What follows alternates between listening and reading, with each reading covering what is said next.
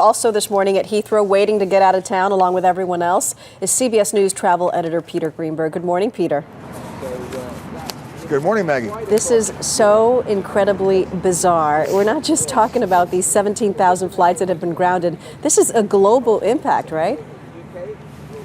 That's right. When you close the airspace over the United Kingdom, especially Heathrow Airport, you don't just talk about a ripple effect. This is a massive wave. It's actually more than 17,000 flights because you're talking about all the connecting flights and planes that are out of sequence. And if the planes are out of sequence, the flight crews are out of sequence. This is a big mess. What U.S. airlines are being impacted by this?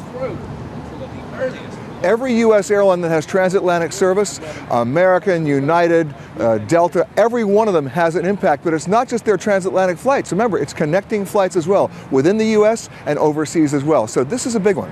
What should people do if they have tickets booked to travel to Europe this weekend?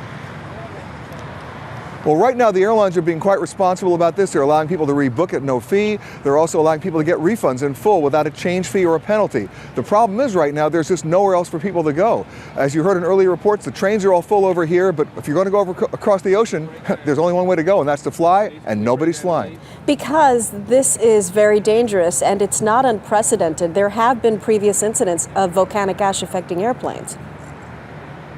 Absolutely. In 1982, British Airways Flight 9 over Indonesia flew into one of those volcanic ash clouds. It knocked out all 4 engines of that 747, and they narrowly averted disaster when the pilots were able to restart those engines at a very low altitude. And then in 1989, same thing happened to a KLM flight, 867, from Amsterdam to Anchorage. They got hit as well, lost all 4 engines. They were miraculously were able to land. That was the wake-up call that allowed 9 volcanic ash notification centers to be started around the world to alert the aviation community to what we're seeing right now. That's what they were able to do just the day before yesterday. Is there any word, Peter, on how long it's expected before things get back to normal?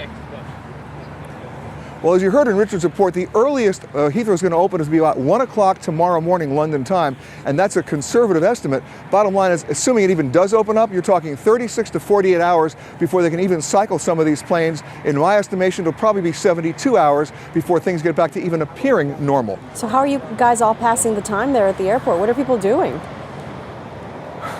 A lot happens early on The Early Show, weekday mornings on CBS.